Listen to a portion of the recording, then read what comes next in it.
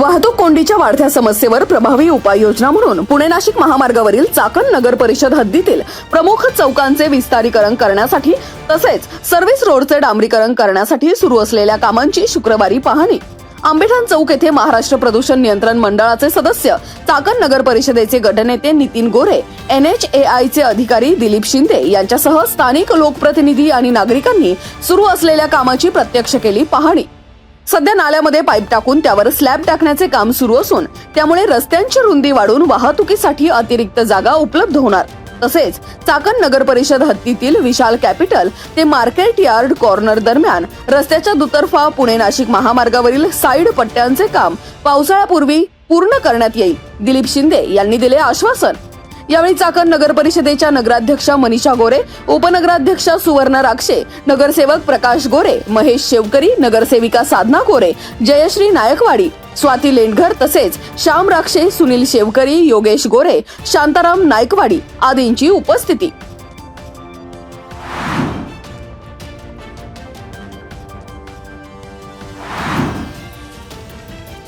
दावडी येथील जमीन गट नंबर 324-1 क आणि 324-5 मधील 4.5 एकर क्षेत्राचा जमीन मालक चांगुणाबाई गव्हाणे आणि राणी गव्हाणे यांना शुक्रवारी मिळाला ताबा. मुंबई उच्च न्यायालयाच्या आदेशानुसार महसूल विभागाकडून तातडीने कार्यवाही. उपअधीक्षक भूमी अभिलेख डॉक्टर नितीन सूर्यवंशी, निवासी नायब तहसीलदार चेतन मोरे, पिंपळगाव मंडल अधिकारी माणिक गायकवाड, भूकरमापक नामदेव कोल्हे यांच्यासह पोलीस निरीक्षक सुभाष चव्हाण यांच्या कडेकोट पोलीस बंदोबस्तात झाला ताबा. चांगुणाबाई गव्हाणे आणि प्रतिवादींमधील वादाचे सामंजस्याने करण्यात आले निराकरण. खेड तहसीलदार प्रशांत बेडसे आणि भूमी अभिलेख उपअधीक्षक डॉक्टर नितीन सूर्यवंशी सहकार्याने आणि सामाजिक कार्यकर्ते अशोक टावरे यांच्या पाठपुराव्यानुसार जमीन ताब्याची अंमलबजावणी.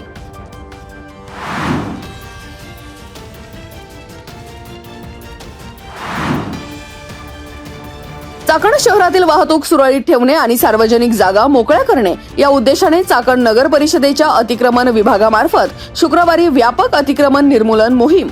चाकण नगर परिषदेचे मुख्याधिकारी डॉक्टर अंकुश जाधव यांच्या मार्गदर्शनाखाली जुना पुणे नाशिक हायवे, माणिक चौक, तळेगाव शिक्रापूर रोड, महात्मा फुले चौक, बस स्टँड परिसर तसेच मच्छी मार्केट आदी प्रमुख ठिकाणी करण्यात आली धडक कारवाई. शहरातील वाढते अतिक्रमण लक्षात घेऊन मागील काही दिवसांपासून नगर परिषदेचे अतिक्रमण विरोधी पथक ऍक्टिव्ह मोडवर. नगर परिषदेच्या या कारवाई दरम्यान सार्वजनिक रस्ते, फुटपाथ आणि चौकांवरील अडथळे दूर. अतिक्रमण कारवाईमुळे वाहतूक कोंडी कमी होण्यास आणि पादचाऱ्यांना सुरक्षित मार्ग उपलब्ध होण्यास मदत होणार, नगर परिषद प्रशासनानं केलं स्पष्ट.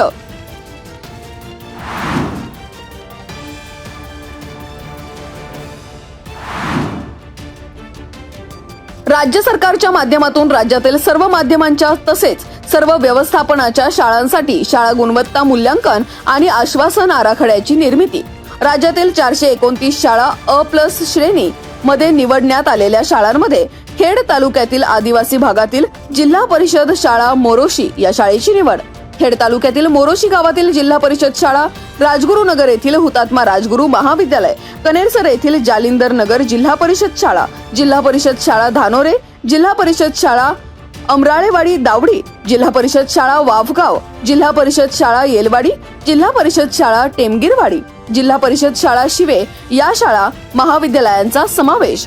सन 2024-25 मध्ये स्वयं मूल्यांकन केलेल्या आणि त्यापैकी सन 2025-26 मध्ये बाह्य मूल्यांकनासाठी निवडण्यात आलेल्या शाळांपैकी 429 शाळा अ श्रेणी प्राप्त.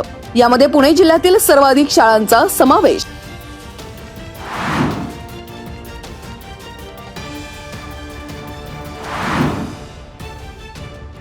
पिंपरी चिंचवड प्रादेशिक परिवहन कार्यालय येथे 4 चाकी वाहनांसाठी लवकरच सुरू होत असलेल्या ND मालिकेतील आकर्षक नोंदणी क्रमांक 3 पट शुल्क भरून राखून ठेवता येणार.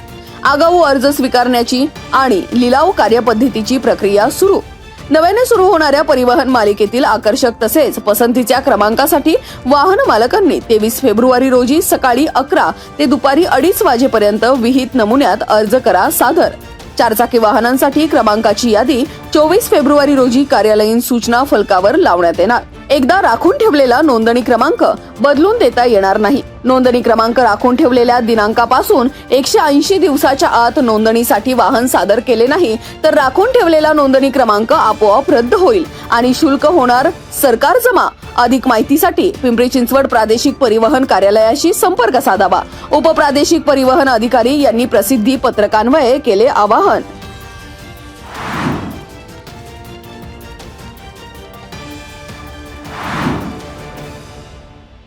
राज्यात महाराष्ट्र राज्य माध्यमिक आणि उच्च माध्यमिक शिक्षण मंडळातर्फे घेतली जाणारी इयत्ता 10वी म्हणजे माध्यमिक शालांत प्रमाणपत्र परीक्षेस शुक्रवारपासून प्रारंभ. महात्मा गांधी विद्यालयात 10वीची बोर्ड परीक्षा शिस्तबद्ध आणि उत्साहपूर्ण वातावरणात सुरू. 20 फेब्रुवारी ते 18 मार्च या कालावधीत संपूर्ण परीक्षा प्रक्रिया पार पडणार. महात्मा गांधी विद्यालय केंद्रावर एकूण 20 विद्यालयांचे 1095 विद्यार्थी प्रविष्ट. 45 ब्लॉकमध्ये सीसीटीव्ही कॅमेऱ्याच्या कक्षेत संपूर्ण परीक्षा व्यवस्था. विद्यालयाच्या प्राचार्या संध्या कांबळे यांची माहिती.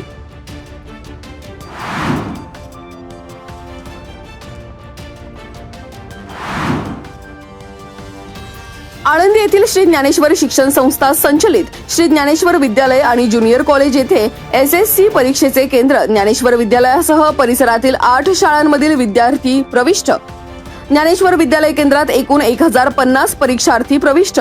त्यामध्ये ज्ञानेश्वर विद्यालयाच्या दिव्यांग युनिटमधील 20 दिव्यांग विद्यार्थिनी सुद्धा परीक्षेला गेले सामोरे. परीक्षार्थींना गुलाब पुष्प देऊन करण्यात आले स्वागत. विद्यार्थ्यांच्या स्वागतासाठी संस्थेचे सचिव अजित वडगावकर, केंद्र संचालक किसन राठोड, उपकेंद्र संचालक प्रशांत सोनवणे, परशु केकाळ, संजय उदमले, श्रीरंग पवार यांची उपस्थिती.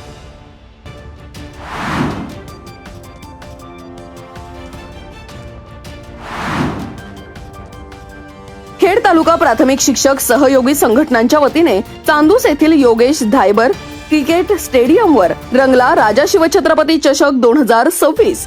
चांगलं काम करणाऱ्या शिक्षकांच्या मागे खंबीरपणे उभे राहणार. जिल्हा परिषदेचे सदस्य आणि सभापती विजयसिंह शिंदे यांच्या उपस्थितीमध्ये क्रीडा स्पर्धेचं उद्घाटन.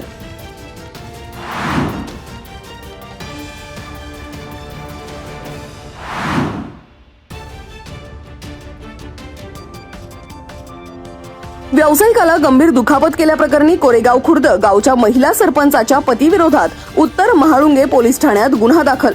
कामगाराला मारहाण करणाऱ्या व्यावसायिकाला रोखलं आणि मिळालेल्या उलट उत्तरामुळे चिडून महिला सरपंचाच्या पतीने व्यावसायिकावर उचलला हात. लाकडी दांडक्याने केली गंभीर दुखापत. या प्रकरणी राजू झांबरे वय वर्ष 43, एक 26 ते 27 वयोगटातील अनोळखी व्यक्ती आणि अँब्युलन्स वरील चालक अशा तिघांविरोधात व्यावसायिक संजय रघुनाथ मोरे वय वर्ष 40 राहणार कोरेगाव खुर्द यांची पोलिसांत फिर्याद. कोरेगाव खुर्द गावच्या हद्दीत आंबेठाण कोरेगाव फाट्यापुढे जाणाऱ्या रस्त्यालगत कॉर्निंग कंपनीजवळ 18 फेब्रुवारी रोजी सकाळी 9:30च्या सुमारास घडला प्रकार.